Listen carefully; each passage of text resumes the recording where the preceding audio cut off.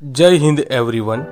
Today we will discuss lesson 3 The Little Girl by Katherine Mansfield. आइए video की शुरुआत करते हैं और जानते हैं स्टोरी के बारे में। ये स्टोरी एक ऐसी छोटी लड़की के ऊपर है जो अपने पिता से डरती है और बाद में अपने पिता को समझने लगती है। ये कहानी शायद अपने हर घर में लागू होती है। उसके पिता छोटी लड़की के लिए डरने और हर बात में टालने वाले व्यक्ति थे। हर सुबह काम पे जाने से पहले वो उसके रूम में आते और उसका माथा चूमते। लड़की अपने पिता को गुड बाय फादर कहती।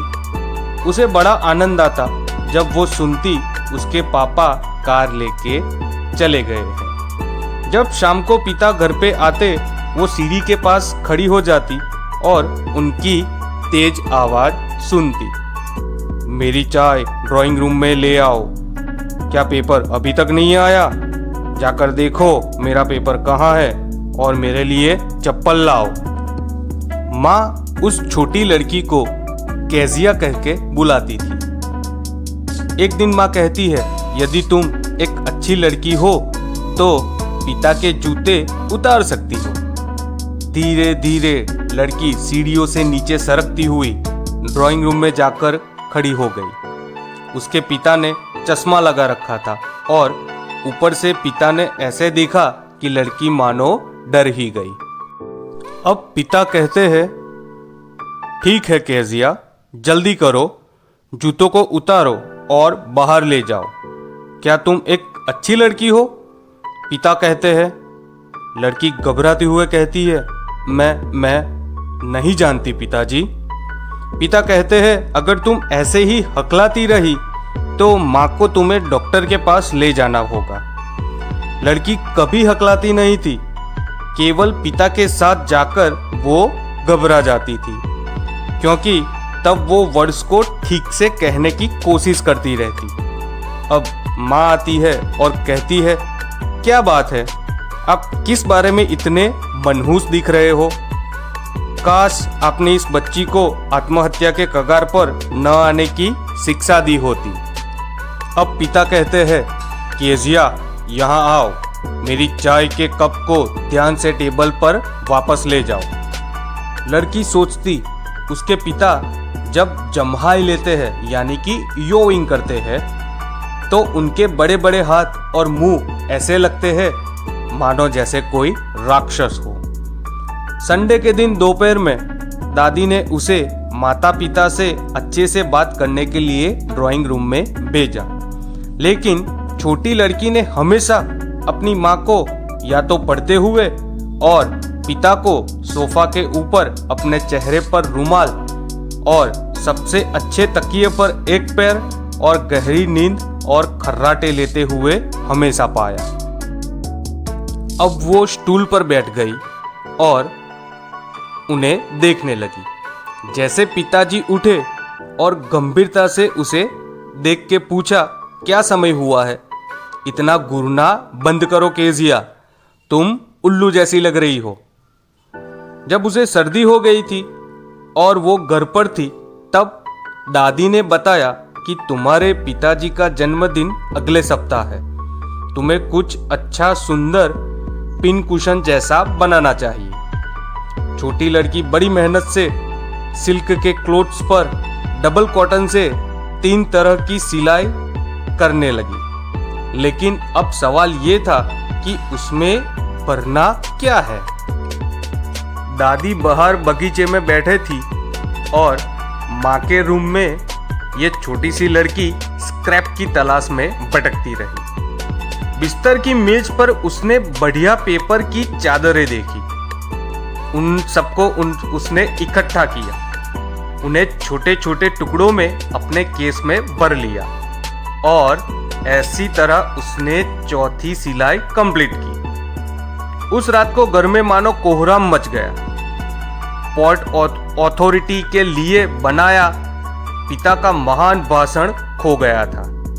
कमरे की तलाशी ली गई, सर्वेंट्स को पूछा गया अंत में माँ केजिया के कमरे में आई। केजिया, मुझे लगता है कि आपने हमारे कमरे में एक टेबल पर कुछ कागज देखे थे। लड़की हाँ कहती है। वो तो मैंने फाड़ दिए। माँ चिल्लाती हुई, क्या? तुमने वो कागज फेंक दिए, फाड़ दिए? अभी के अभी डाइनिंग रूम में जाओ।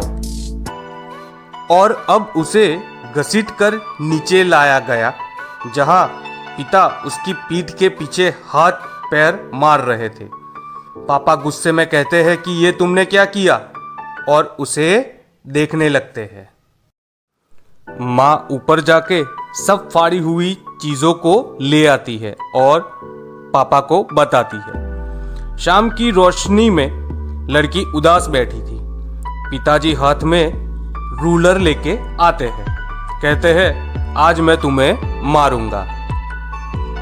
ओह नो! लड़की चिल्ला के अंदर चादर के नीचे छुप जाती है। पिता उसे पकड़ के बिठा देते हैं। उसके हाथ पकड़ के उसे इस बार सबक सिखाना है, ऐसा कहते हैं, ताकि वो दोबारा चीजों को छूने की गुस्ताखी ना करे।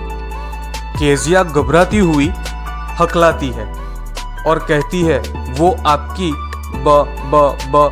बर्थडे यानी कि जन्मदिन के लिए बनाया था। पिताजी नहीं माने। उन्होंने लड़की के गुलाबी हथेलियों पर मारा।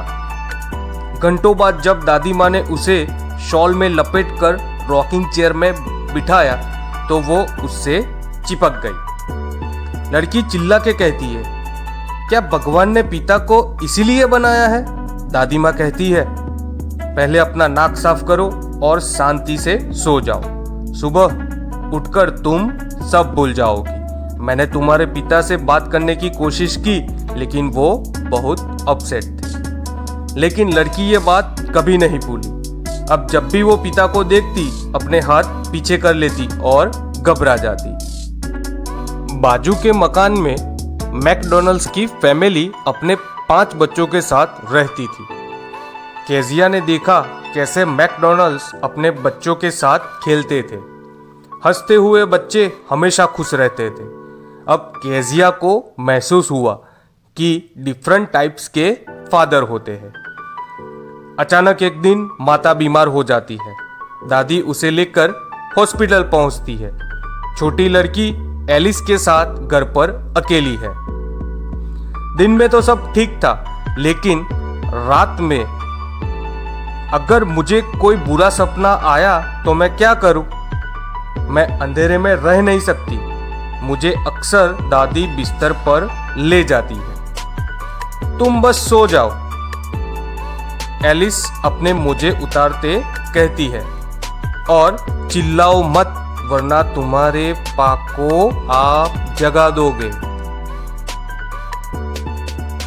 लेकिन इस रात फिर वही पुराना दुस्वप्न आया, जिसमें उसने देखा कि एक कसाई एक चाकू और रस्सी के साथ भयानक मुस्कान के साथ मुस्कुराते हुए उसके करीब आ रहा था। जहां वो खड़ी रह नहीं सकती थी और ना ही हिल सकती थी। केजिया अपने बिस्तर पर चिल्ला रही थी। तभी उसने देखा कि उसके पिता हाथ में मोमबत्ती लेकर वहां पे खड़े हैं। ये देखकर केजिया और घबरा जाती है, क्योंकि वो अपने पिताजी से ज्यादा ही डरती थी। केजिया को मानो अभी भी वो स्वप्न आ रहा हो। वो चिल्ला के कहती है, ओह नहीं, एक कसाई, एक चाकू, मुझे दादी चाहिए। तभी पिता ने मोमबत्ती बुझाकर केजिया को गले लगा लिया। उसे बाहों में पकड़कर ले गए। अब भी लड़की को डर लग रहा था।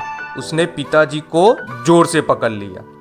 पिता मैकडॉनल्ड जैसे बनने की कोशिश तो कर रहे थे, लेकिन वह बहुत कठिन था।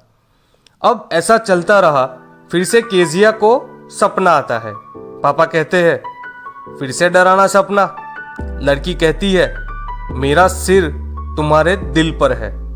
मैं इस धबकते हुए हृदय को महसूस कर सकती हूँ, और अब मैं ये जानने लगी हूँ पापा कि आपके पास बहुत बड़ा दिल है। My dear father, and the story happily ends here. That's all for today. मेरी मेहनत अगर अच्छी लगे तो वीडियो को लाइक एंड चैनल को सब्सक्राइब जरूर कर देना। मिलते हैं फिर किसी और इंटरेस्टिंग टॉपिक के साथ। तब तक अपना और अपनों का ख्याल रखें। भारत माता की जय।